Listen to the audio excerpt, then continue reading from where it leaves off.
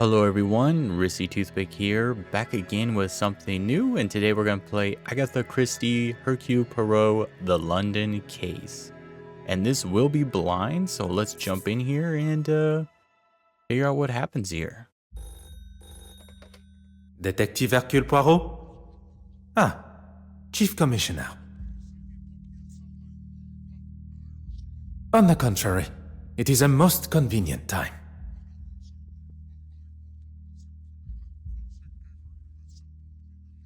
The safe passage of a painting?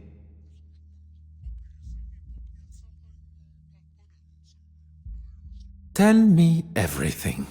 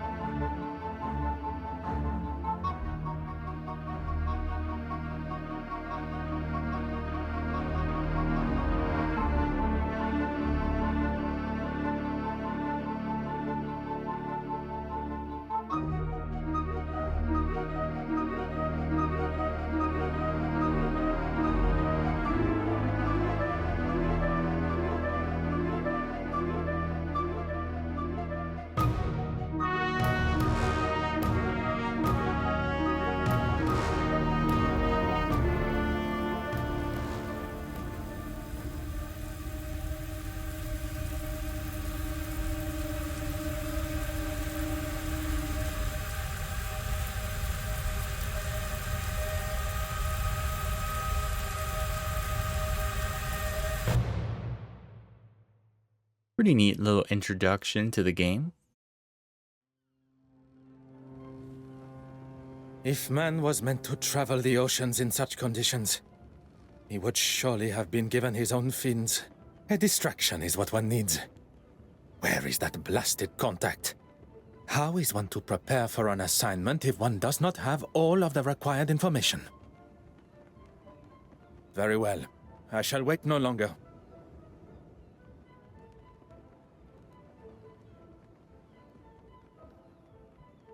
Beautiful, isn't she? Pardon, monsieur? The open water. There really is nothing quite like her. When one suffers from the mal de mer, the beauty, as you say, is rather more a burden. Forgive me, I just can't imagine being scared of the ocean in this day and age. The potential to see the world is open to even the ordinary man like us. I can assure you, monsieur, it is not a matter of being scared. And as for ordinary... I didn't mean to offend, Mr. I am... Forgive me, madame. No harm done. Accidents happen. My cigarette case, where is it? I didn't see. You thought I wouldn't notice? A young lady traveling alone. An easy target for you, I bet. I'm sure the young lady would appreciate the help of two handsome strangers.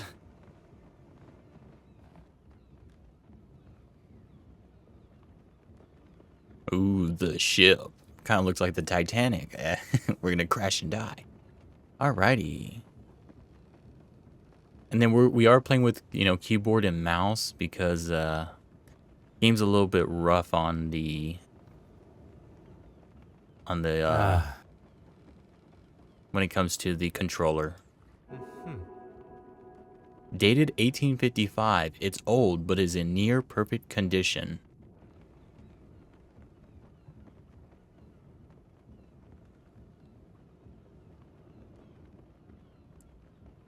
See here.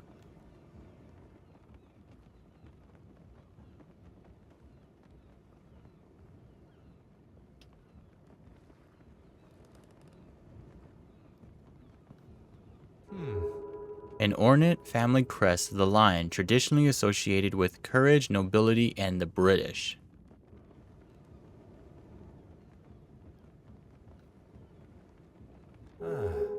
The mechanism used to open the case. Oh, it's her cigarette. We already found her cigarette case. A silver cigarette case adorned with a family crest.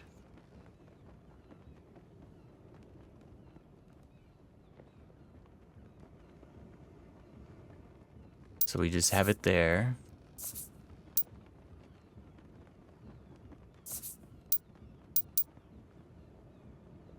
Return the cigarette case to the passenger's suitcase. I mean, we can interact with a little bit more things here. Reading, an excellent way to distract oneself from the surrounding ocean, accompanied with tea. However, I cannot agree with their choice of beverage.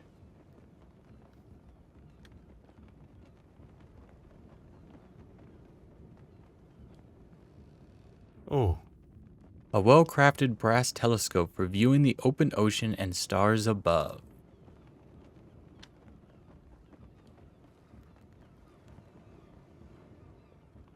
So we got the porter. We can start talking to everyone here.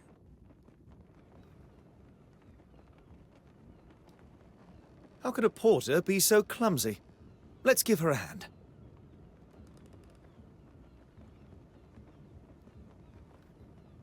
I'm pretty sure the porter's probably drunk. That's what it kind of seemed. I didn't drop it on purpose.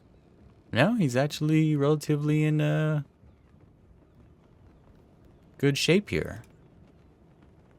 It kind of looked, if you look at him, he looks sick or something. Oh dear. What a mess. Alrighty, so let's get in here.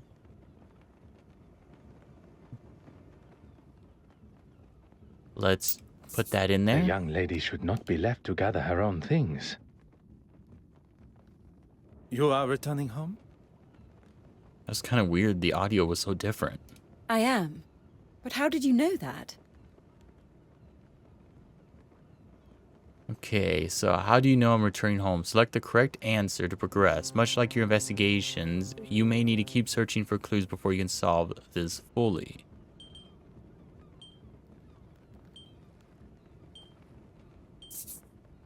Besides your educated accent, the crest that adorns your cigarette case, it is of British origin.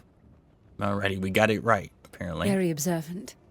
It's the crest of my family, and the case belonged to my mother. I take it everywhere with me. Miss Florence Farquhar, a pleasure to make your acquaintance. Ooh, Florence. The pleasure is ours. That looks like everything. Except for my powder case. Oh, now we gotta find her powder case, apparently. Is this what you're looking for? It is. Thank you, Miss... Miss Babanin. Anastasia Babanin. Anastasia. What a beautiful name. It was my grandmother's. Well, that's everything now. I can't thank you all enough for your help. And let me guess, she's the one that's gonna end up dead. Like, we're gonna have to solve her murder. I'd be happy to escort you. Here, I'll take your bag. She either has nothing to Oh. do. Yes. Okay. Thank you. Cabin 4. I'll be right behind you. She either has nothing to do with the story, she's gonna die, or she's the main antagonist, and we just don't know yet. Anastasia, perhaps I can offer you a token of my gratitude in the bar later? That would be lovely. And you, Mr... Detective Hercule Poirot, at your service. A detective? I was not expecting to meet such a distinguished gentleman on board. I did not expect to meet someone of Russian descent on a ship between the great city of Antwerp and Dover. I never mentioned where I was from either. Okay, so with her, it would be her accent. Oh.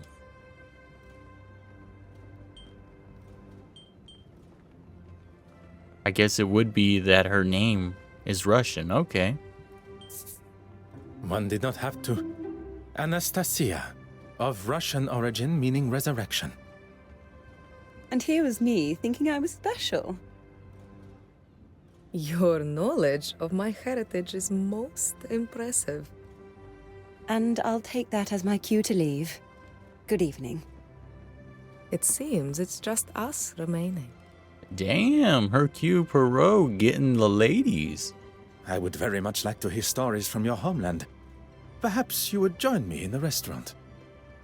As charming as that would be, I'm feeling rather tired. It must be all the sea air. Poirot's a dog. Then I shall leave you to your slumber. Adieu. As much as I enjoyed the delights of the restaurant, I still found my mind drifting back to Mademoiselle Babagna. She really was quite charming. Damn, this charming lady's gonna like affect his case. He's gonna have the girl on his mind and not the case. It's gonna cause a whole bunch of problems. I have spent the first part of this excursion neglecting my duties.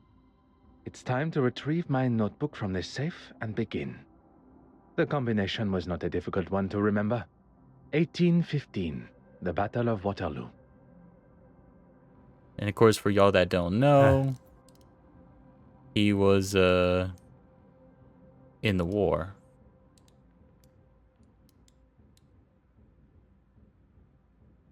(1815) Et voilà. Time to... One cannot ignore such a blood-curdling scream. My mother's cigarette case! It's gone! How could somebody do this? Mademoiselle, I ask that you take a moment to calm. You're a detective, of course. What luck. Man, everything of hers or her mother's is getting stolen around here, or goes missing. As luck would have it, one of Belgium's finest. Now, I require as many details of the crime as you can offer. I came to my cabin and began unpacking. I couldn't get the safe working, but the gentleman that helped me with my luggage showed me how it works. Afterwards, I went for a brief walk, and when I returned, the safe was open, and my cigarette case was gone. We must consider the suspect list. Those who were aware of the cigarette case's existence. That can only be those who were up on the deck when my luggage spilled. Miss Babagnan, the porter, yourself. And your helpful stranger. Yes, of course. I ask that you gather them for me. And while you are absent, I shall begin my investigation in here, if Mademoiselle permits. Whatever you need to do to find it. Alrighty. New mind map unlocked. The theft of Mademoiselle cigarette case has plagued me for long enough. I must consider everything I know and deduce the true thief. When Poirot uncovers an interesting area of investigation, a mind map is launched. Here you can see all the evidence related to your very first investigation. Using your mouse, try highlighting each piece of evidence to see Poirot's interpretation of them. Mademoiselle must have been aware of the safe combination code to open the safe in the first place. And then there's Florence. Mademoiselle's set of keys to her cabin given to her when boarding the ship, no doubt. A sterling silver cigarette case that belonged to Mademoiselle's mother was stolen from the safe in her cabin. Mademoiselle has not had any visitors to her cabin before her cry for help, that is. It's important to pay attention to all evidence, information given. This will become vital as you start making deductions. For now, let's get out of here. Explore the cabin for more clues. Oh, there we go. Well, first things first, let's investigate the safe. Oh. Huh. If the thief left any signs of accessing the safe, perhaps a fingerprint on the dial will be it. There are no clear or obvious signs that the safe has been tampered with. The thief must have found another way in. Huh. The door remains open, the contents missing.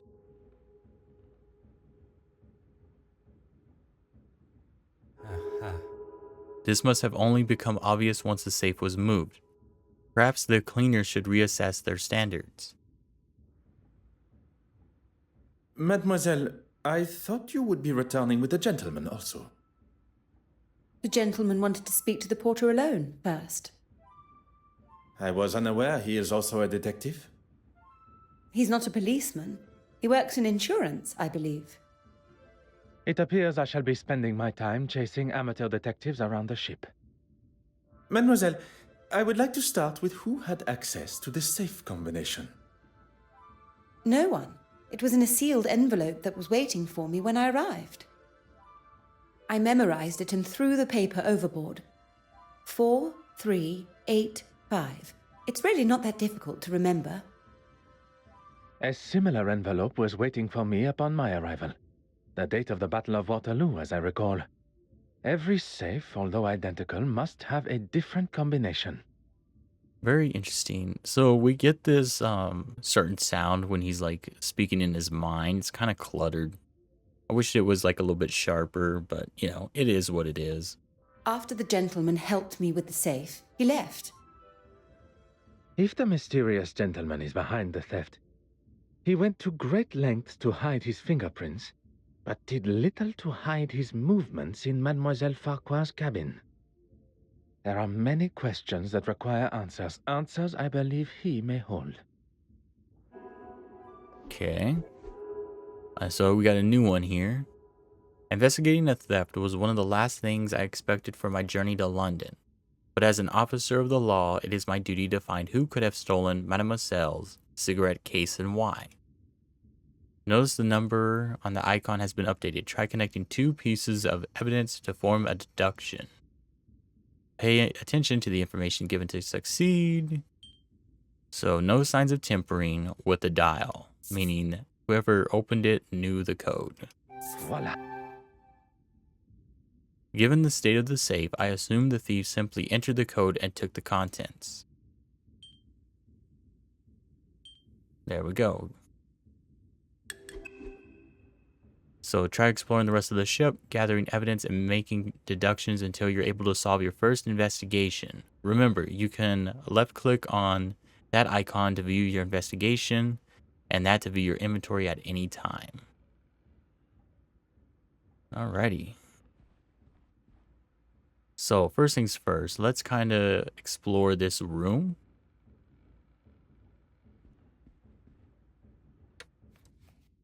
I will be attending in a professional capacity, but I would have very much liked an invite of my own as a souvenir of my time in London.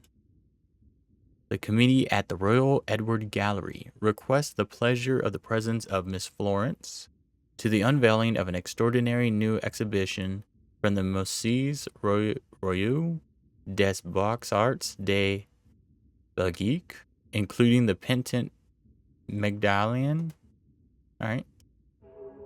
The formal invitation on one side, blank on the other. And of course, you know, I'm English, so American, we don't speak. I only speak, you know, the basic English, so my pronunciations will be all terrible. One must present themselves at their best at all times. The mirror is a little high for my stature, however. That is kind of weird. Either Hercule Poirot is like super short, or they doing them dirty.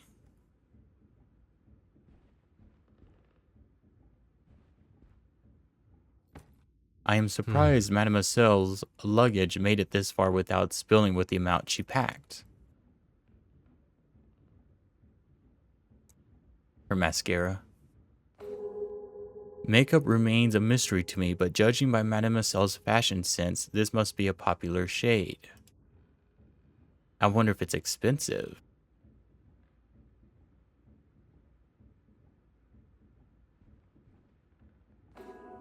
One must be careful with such delicate powder, a horrible mess it would cause, although it could come in useful. So he took it. Oh, it's actually still there. Huh. It seems that Mademoiselle chose not to dine in the restaurant.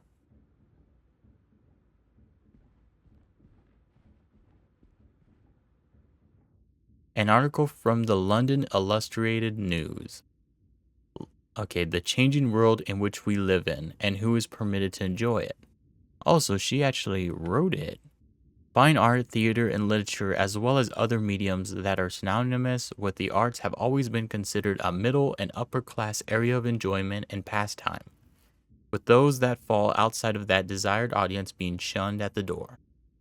Even now, having taken the steps into the 20th century, there are those that continue to exclude the inexperienced and uneducated, the working class, that have not had the privilege of seeing the true beauty of a Monet or read the powerful and relevant words of Charles Dickens in all their splendor.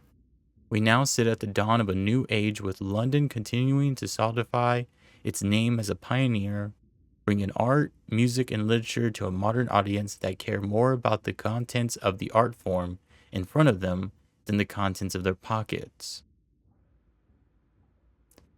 And I think we end, well, let's go to the save dial here. Let's see if we can use that powder. Perhaps the powder case I found may be of some use. Some would say it is a rather rudimentary way of taking fingerprints. I say quite genius. No signs of any fingerprints on the dial. I may be dealing with a professional thief. Alrighty. Yeah, we still have no connecting of the dots here. Now, back in the day, with the old one, what you wanted to do, you want to know what's here.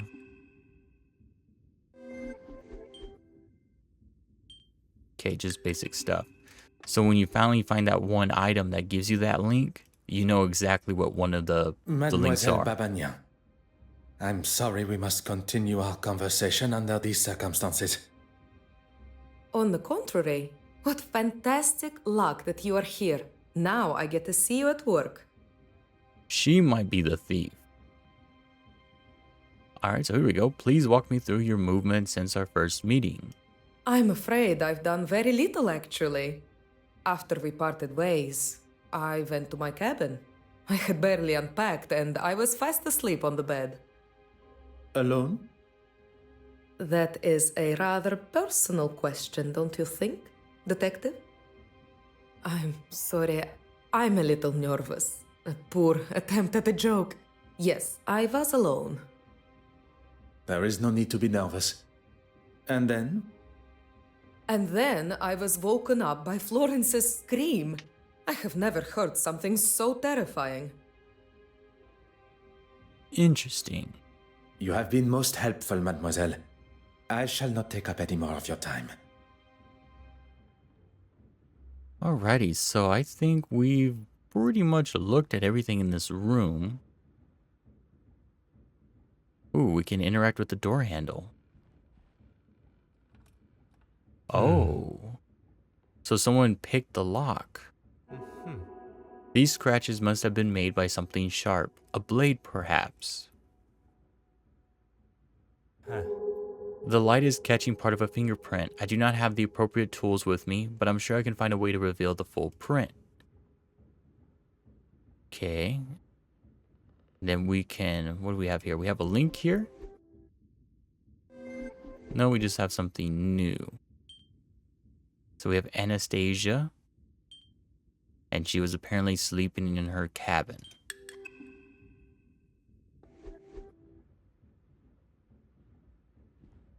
Let's say get in there. Use the powder case.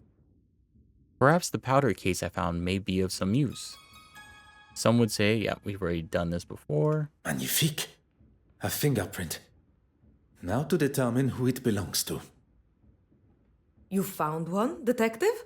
Ah, how exciting! I suppose you'll want to take mine. To rule me out, I mean. Okay. So let's interact. Let's see if we can get their fingerprint. You could ask me anything. There we go. Would you allow me a sample of your fingerprint? Am I to be used as your guinea pig? I would not dare compare you to a guinea pig.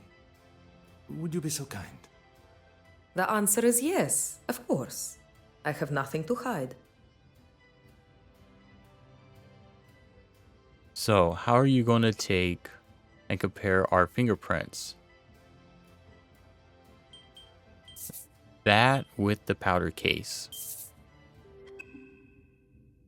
No, that's not right.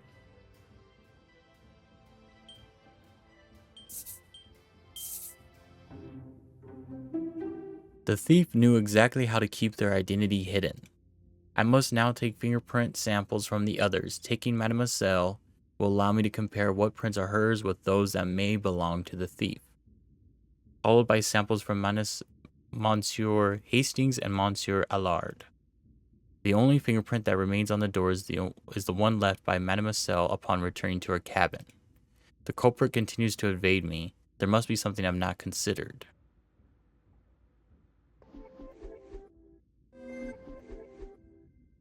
So, no fingerprints on the dial.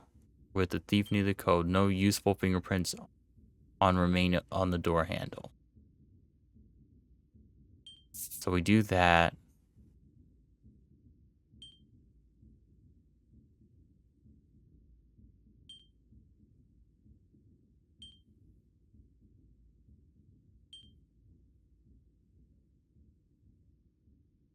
So, would it be connected to these? We're going to learn right now if we can connect one thing with two. I must take a different approach if I am to uncover the truth. Okay.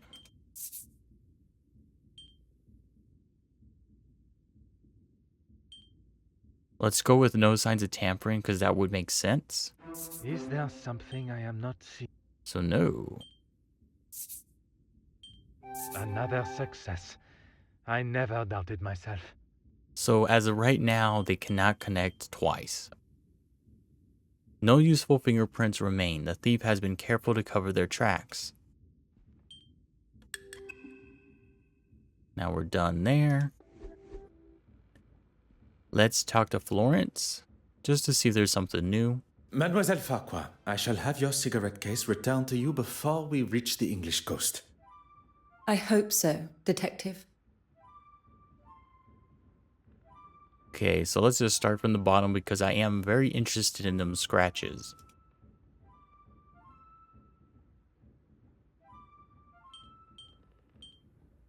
Who could have caused these scratches? Well, neither one of them. Of course, whatever you need. You caught me, reading my own article. I must say you raise a very interesting point. Art should have no social boundaries. Creativity is for all to enjoy.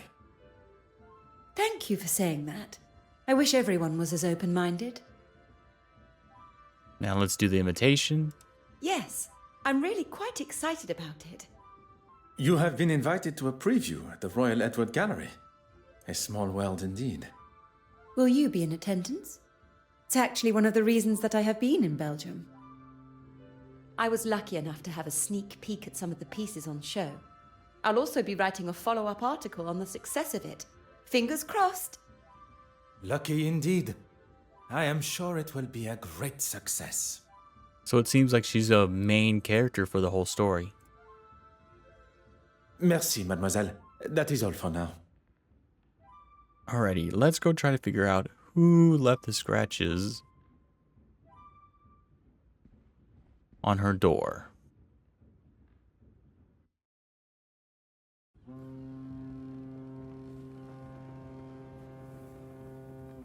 So we can't go to the dining room. Pretty neat. We've already interacted with the book and the telescope before. I'm sorry, but it's just not acceptable, Mark. I've apologized to the lady. And that makes everything all right? It was an accident. An accident that could have been avoided if you hadn't spent your morning drinking. Oh, so he is drunk. Gentlemen, you are behaving like two young boys in the schoolyard. It ends now. Or if he's not drunk, he's at least tipsy. Okay, so we split them up. We can now talk to them Because we don't know what this guy is. I think he's our helper. Oh, and you can't turn either. Interesting. Let's talk to him. Is Mademoiselle Farquhar aware you are acting as her knight in shining armor? I wouldn't go as far as that. I think perhaps we have got off on the wrong foot. I'm Arthur Hastings. Would... She requested you to follow her to her cabin, no? Oh, yes, she did, but I wanted to... Speak with the porter privately? This was part of your investigation? Well, I'm not a detective. I was just, Then perhaps you will answer some questions that are vital to my investigation as a detective. That's right. Make him sweat. What can I do for you? Your work is in insurance? It is. Is my employment relevant to Miss Farquhar's missing cigarette case? So Farquhar, that's her name. I've been avoiding it because, you know, I would butcher that. I hope you will entertain me for a moment.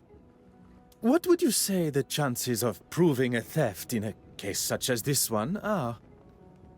Well, a report from a detective like yourself will certainly help expedite her insurance claim. As I thought. Ooh, maybe she stole it for money. We had that happen in the last game. It had perhaps not crossed her mind before, but being amongst an officer of the law and an insurance man, the idea of insurance fraud may have appeared appealing. You wanted to speak with the porter alone? When Florence, Miss Farquhar, told me that something had gone missing from her safe, I thought it must have been the porter. How so? I'd rather not say with him standing just there.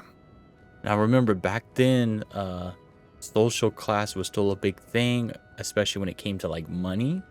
So if you were higher class compared to someone who was lower class, there was some stigmas there, and lower class people were viewed a little bit poorly, a little bit harsher than maybe now. So, you know, if someone's going to steal, it's going to be the poor guy, pretty much. It is not I that controls the volume of your voice. And with social classes, you know, middle class didn't really deal with the low class, and then the high class didn't deal with the middle class, pretty much. It was very strictly separated. You must have noticed the smell of beer on his breath. I wouldn't put it past a man that drinks on the job to steal. Now, drinking back then, though, was really normal. Like, everyone was drinking back then, though. Like, a lot more probably then than now. That is quite the accusation. And if you were correct, you wish to settle the matter with him privately? I wanted to give him what for, but I suppose I lost my nerve. Tell me more about your work. I'm what some would call a middleman. I oversee the handling of recently sold items and put the buyer in contact with an appropriate insurer. The mention of insurance initially sparked my attention, but the more he talks of his work, I believe he may be my mysterious contact from Lloyd's of London. Interesting. It was your work that took you to Belgium? I can't go into too many details, but I'm actually delivering a rather special piece of art to London. I'm meant to be meeting an official of some sorts that's supposed to be helping me, but no sign of them yet. And it is confirmed. It concerns me that my supposed trusted colleague has found himself involved in the middle of my investigation. Well, let's solve this case so we can make sure he can be trusted or not. I will continue to withhold my true identity and see how Monsieur Hastings' involvement concludes. Alrighty, so we're done with him. Merci, monsieur. This really is an exciting case. Anything I can do to help Miss Farquhar, please don't hesitate to ask. Your enthusiasm has been noted. Alrighty. Let's see if maybe there's something hidden. Oh, well. Can't really see there. I have no reason to go there now. So now, I mean, we've already interacted with this stuff. Let me interact with it again. Yeah, nothing special. So let's talk to the drunk. Mark. Perhaps you and I can have a more civilized discussion. I'll tell you the same as I told your friend. I will not be bullied. Intimidation is not my forte. What is uncovering the identity of criminals and making sure they are punished to the fullest extent of the law. And that's me? That is what I am yet to conclude. Is it usual for one to consume alcohol while at work? Who said anything about drinking alcohol?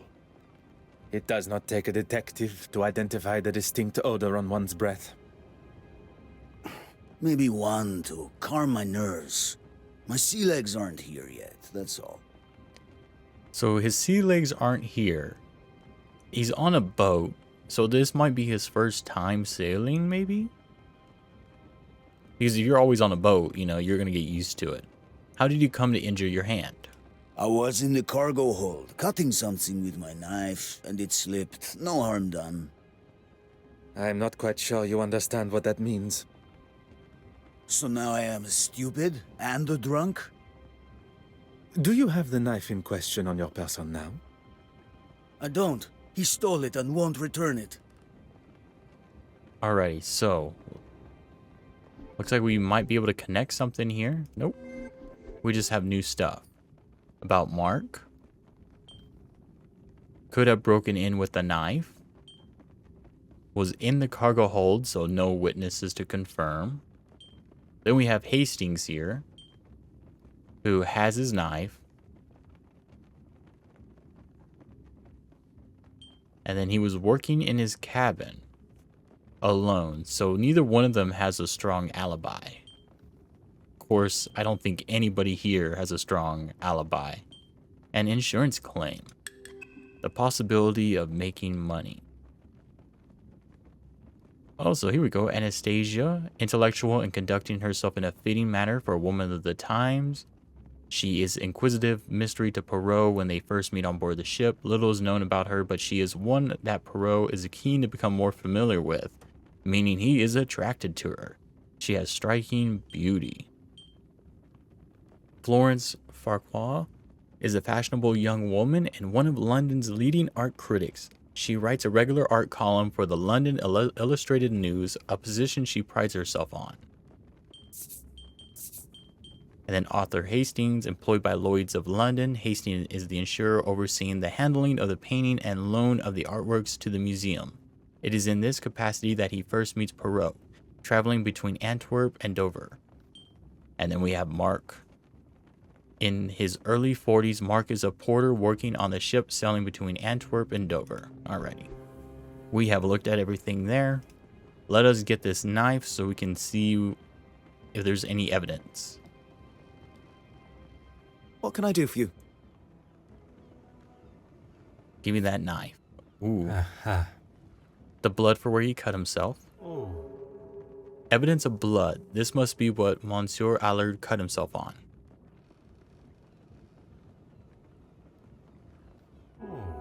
A standard handle for such a knife.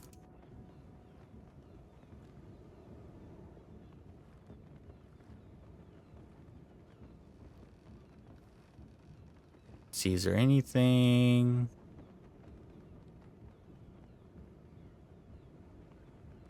What are we looking for here?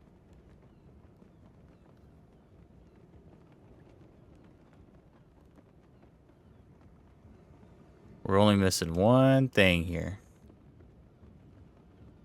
See, we can kind of zoom out a little bit.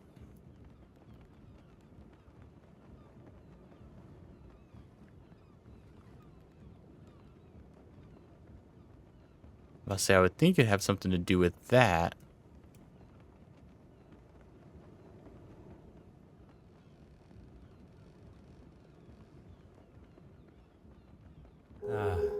There we go.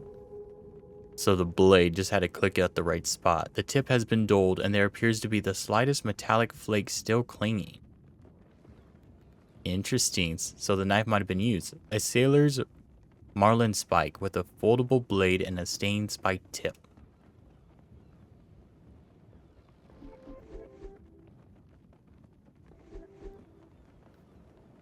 And we still can't go anywhere, right? Yeah, we still really can't do anything.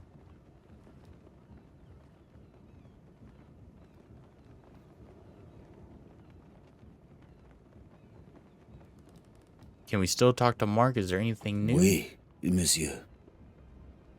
I shall let you return to your duties. Nope, not really. So let's go back into the cabin.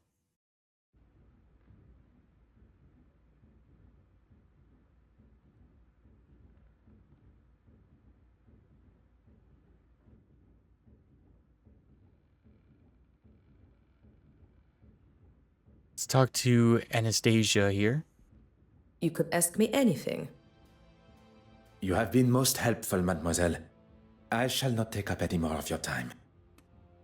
Pretty fine there.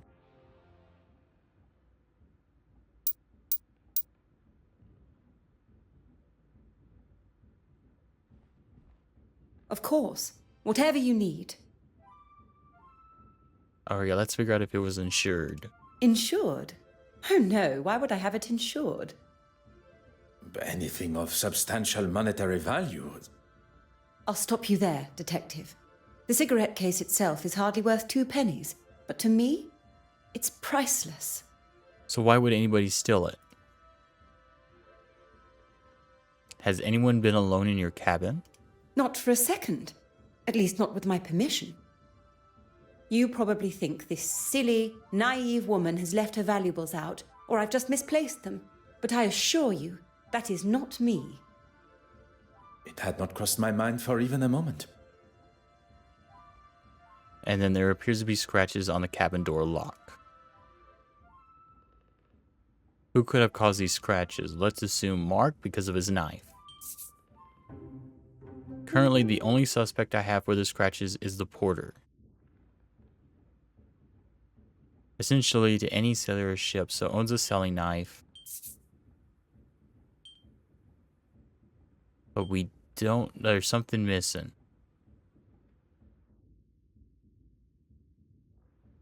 We're missing one thing here.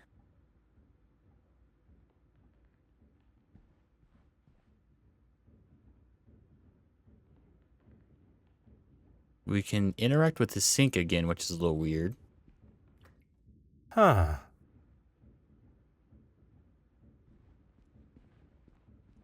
We've looked at all that.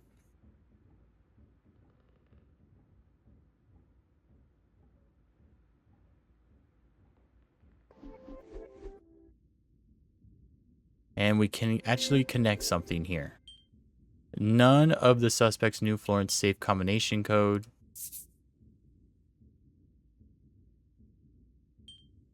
I should not be surprised by my own skills of deduction. And the thief knew. Although the suspects did not have the code to the safe, there is still the chance that it was cracked open. Although the suspect did not have the code to the safe, there was still the chance that it was cracked open. But there's no signs of tampering. The evidence suggests something else. Oh, no, not that one. Magnifique. So they seem to not really connect. The thieves' attempt to fool me and cover their tracks only show they knew exactly what they were doing.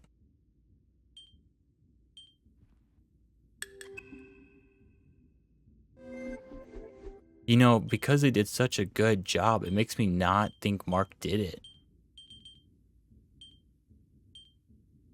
Mademoiselle is clearly upset, but its sentimental value appears to outweigh its monetary.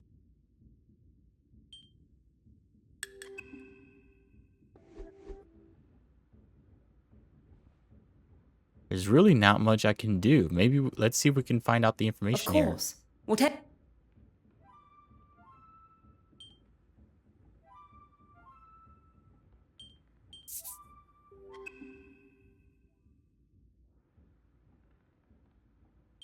Yep, has to be Mark.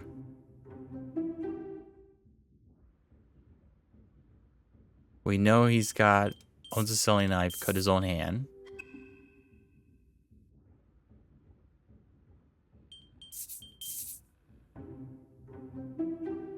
Okay, looking at the conditions of the door and its lock, I cannot rule out a drunken attempt to open it. So that was the information we needed.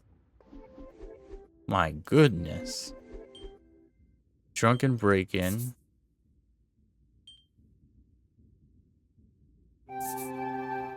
I can confirm that the porter was nothing more than a scapegoat for the thief. The erratic scratches on the door lock were made to make me believe he was behind the theft. What a revelation. Good to know. My initial suspicion that the porter may have been the thief is beginning to waver. Would someone go to the lengths of framing him? So the porter was framed. Good to know. I must consider the suspects I have in front of me. Monsieur Hastings.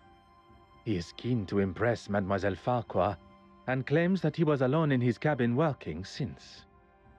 Mark Allard, the porter.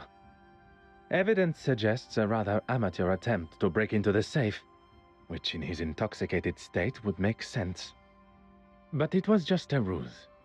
The safe was opened quite masterfully, leaving only signs of a poorly attempted break-in. Mademoiselle Babagnan, a new friend to Mademoiselle Farquhar, who appeared at a most convenient time. I cannot see a motive besides the obvious value of the cigarette case, but Mademoiselle Farquhar has made it quite clear the value is of a sentimental nature. Perhaps the best thing for me would be to return to my cabin to think. I fear my legs and perhaps even my evening meal will not last much longer amidst these waves. Perhaps. Alrighty. So we got to leave. Ah, detective. How goes the investigation?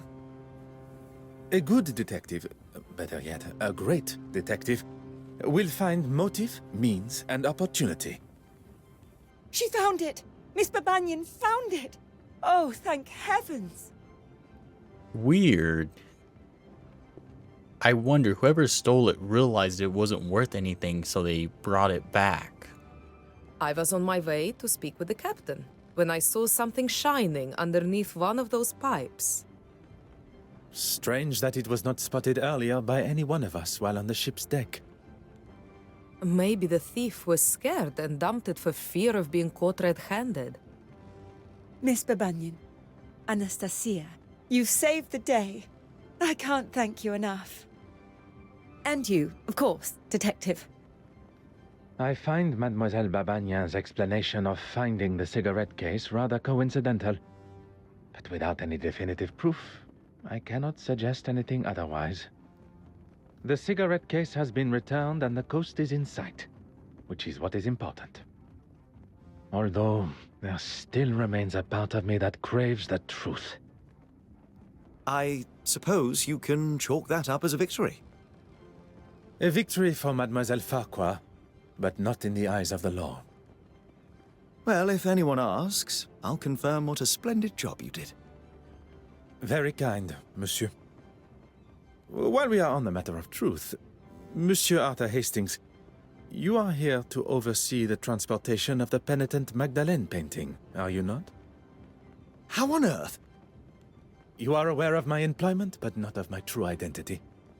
Detective Hercule Poirot. Wait, are you the official that I was supposed to have met on board? Oui, monsieur. Please, accept my apologies for keeping my true identity hidden, but I had to be sure your involvement with the theft was purely coincidental. When it comes to the nature of our work, trust must be earned. A little unorthodox, but I suppose I understand. So you can trust me now? It continues to grow. Well, we have a couple of weeks before the gala, so hopefully by then you'll trust me with your life. One can hope. Alrighty, so chapter 1, the gala. Or the Gaia, whatever.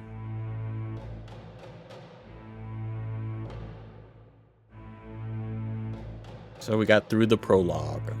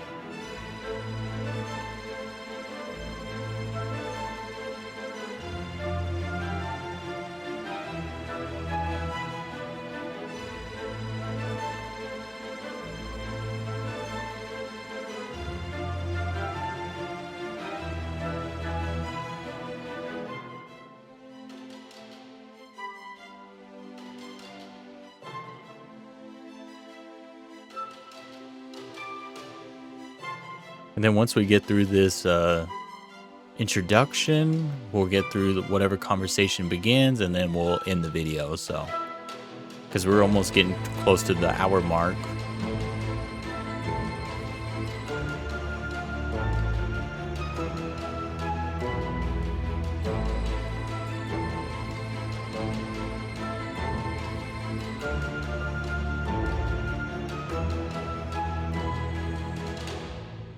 And there you go, the London case. I think we're going to have ourselves a pretty good time here.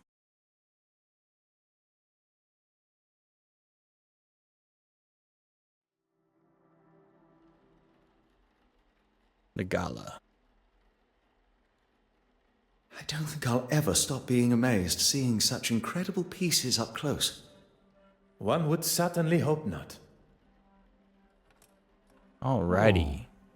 So we need to do some discoveries here, but we're going to stop here today. So make sure to like, comment, subscribe, check out the links below. And next time we will discover what this painting hides from us and then go on with the first chapter.